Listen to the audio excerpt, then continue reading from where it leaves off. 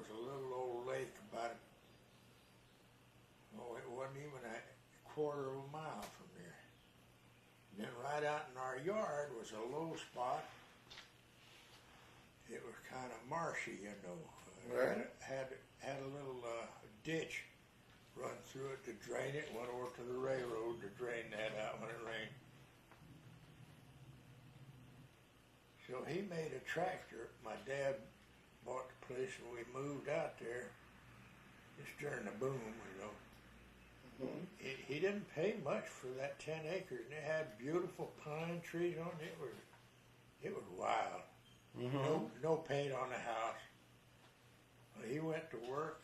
And he put some National Fabric or Ecod or something like that all over that house, and he stuccoed it. Turned it into a stone house. Mm-hmm.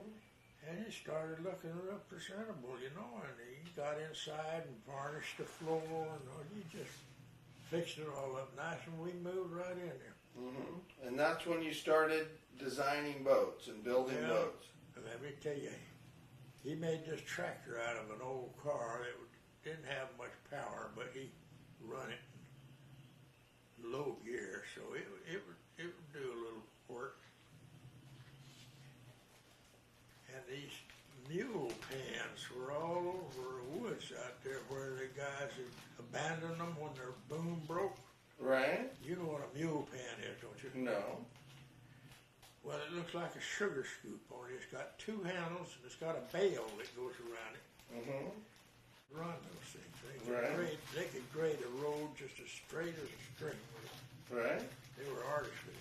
Mm-hmm. You pull up on the handle a little and it would hog right in and get the pan full, you know. And then you lay down on the handle and it was come right out top of the ground and skid along like a sled, see? Uh-huh. Well, those things were all over the woods out there. They just abandoned them. Right. I tried to get my dad to get one of them. He waited till they were all rusted up, and then he decided, well, I guess it'd be all right. They're just going to let them rot. I'll borrow one anyway. So we hooked it onto that tractor, and that little low spot turned into a lake about 40 foot across. Uh-huh. We dug all the muck out of it, and it was the damnedest muck you've ever seen. It was rich. We made about an acre and a half garden. Uh-huh. And it was the kind of muck, if you stick a shovel in it, you had to go get another shovel to get the muck off. Mm-hmm. We had a tremendous garden.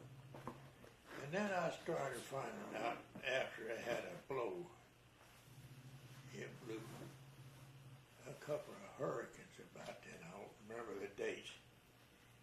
But these big old signs that they put up during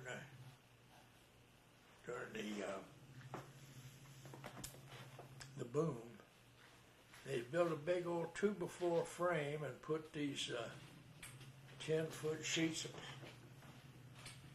of sheet metal on there, you know, and they'd put the 2x4 in there just right where they could lap that tin and nail it on with a handful of nails. Well, when that hurricane hit, it blew, Mm-hmm. and just peeled the tin off of those signs, and it'd go through the air like an airplane. When it hit the ground, it would roll it up. Right. There was rolls of tin all over the woods out there, about this big around. And what'd you do? You built the boat out of tin?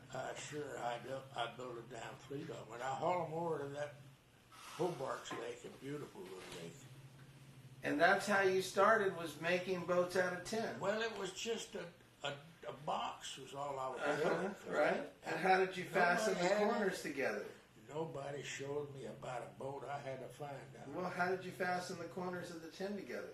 I put roofing tar in there and just drove up the damn roofing nails. That's what So we you used had. like wood or something like as a... Put a board in there and the tin would go right around. Uh-huh. And that was like, what would you call that? What is that piece on a boat?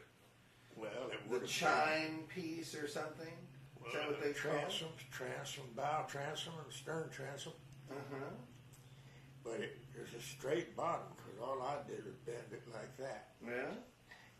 So it wasn't a very good boat, but it floated. And then you just had it just like square. There wasn't any shape to the bottom or no anything. design to it at all. I really never got far between that and the pram, did I? Well, did you put a sail on it?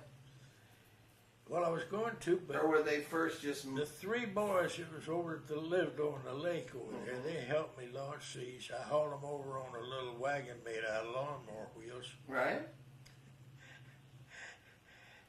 And And you we just put it swam in off water. of them It and didn't paddled have them, it didn't have any buoyancy arrangement. right? Sheet metal won't float. Right. You know, a vessel, a bed pot's a vessel. Yeah. A water bucket's a vessel. Yeah. It either keeps water out or it keeps it in, one or the other. It's Right. a vessel, right? Mhm. A jug, all vessels. Excuse me.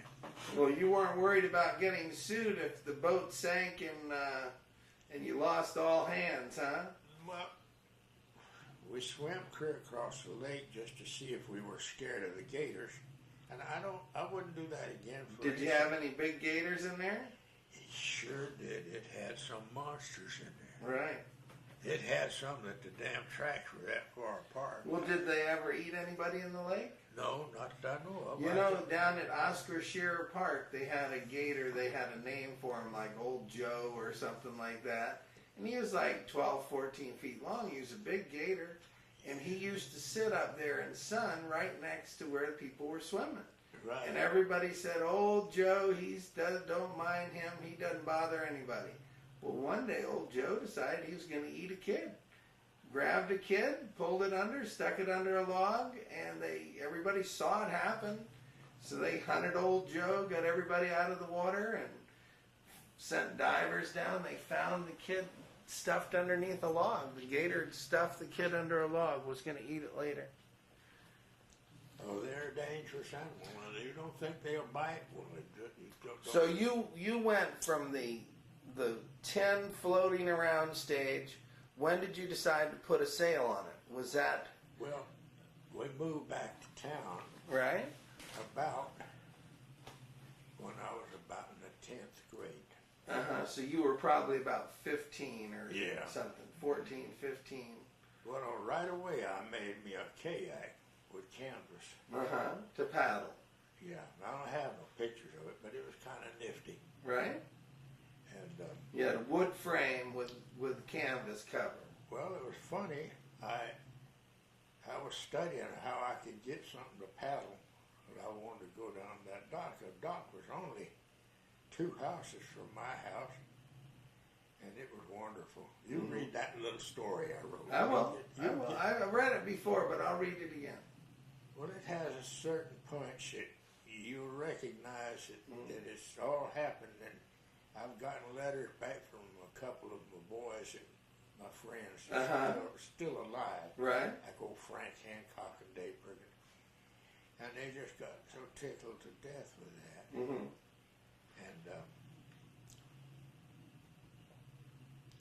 Yeah, I didn't grow up like that. Most of my friends I considered my potential enemies. I grew up in a rough there were neighborhood. just a lot of little old boys down there. A lot of when I mean was kids. oldest. There were a lot of mean kids. Yeah, well, maybe they're better natured up here. I don't know. But we had such a good time. Uh-huh. Oh, well, we did too. We had fun, but we sailed your prams. Yeah. And we would swim there and walk there and just have lessons every Saturday. Well, that's what Major McKay's son told me the last time. He says he didn't realize till he read my story that there's anybody else sailing any prams anywhere except over there at the fish house where he lived on the island. Right. He says, there's life in other directions, isn't there? Yeah. I said, well, there surely was, and a long time before you saw that pram. In fact, probably long before he was born. So before the pram, there were other pram type designs, what you call small dinghy designs. Well, I'm that sure were sailing. I'm sure there was, but I had never seen one. Right, like the And the little, main magazine at that time was the Rudder magazine. Did you subscribe to that, or you just pick up I secondhand did. Yes, copies? I subscribed to it. Well, that's a big move. And I had built all this stuff, this junky old stuff. Some of it worked pretty good for me. I built this boat for Frank Hancock. Mm-hmm. And it was 12 feet long, 6 foot wide. And this was when you were about how old? You like 20 or?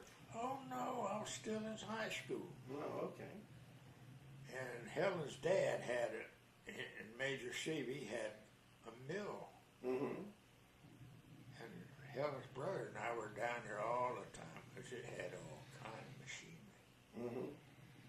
And Frank had no daddy. His daddy was departed, didn't furnish no money for them. His mother just worked like a horse. Okay, hold 1 minute because I want to change the battery. This is, you're still in high school. You had a friend of yours, Frank, who wanted you to build him a boat. Yeah. And he had money. He came up and just said, No, like, he here's didn't some have money. That was just it. He had 2 paper routes. Well, did he Give promise his you he mother was going to the pay money. you? She did laundry and ironed clothes sometimes till 4 o'clock in the morning. So you did this just, I did he? built him. He's my buddy, so I built him a boat. Okay. I didn't charge him. And he wanted to know this and that and the other. Well, Was it a sailboat? Was that I it? bet you, and I got pictures of it somewhere. I think you'll see them in there somewhere.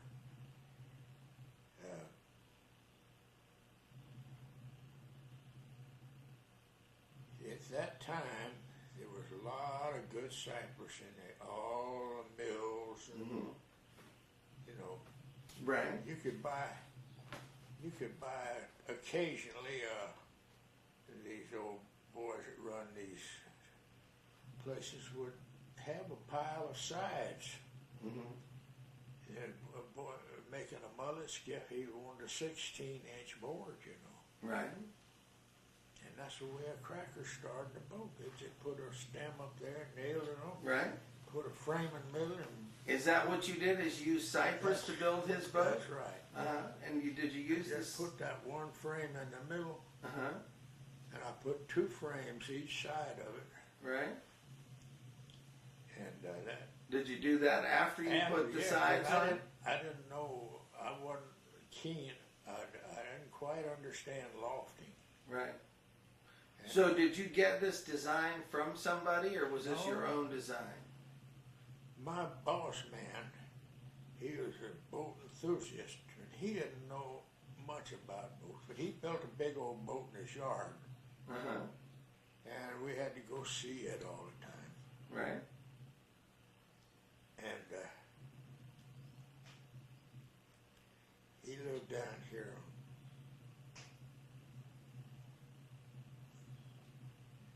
Don't matter. Had a fairly new street.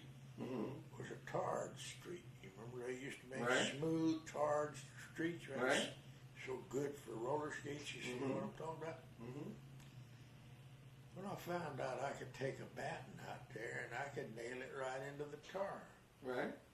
So I lofted it in a fashion to get decide how to do the middle of it, you know. And I asked Frank if he liked that. And he said, yeah, I like that. And he didn't know either. Did you have straight sides, or did you flare the sides out a little I bit? think the sides were damn near plumb, Uh-huh. but that made a wide bottom.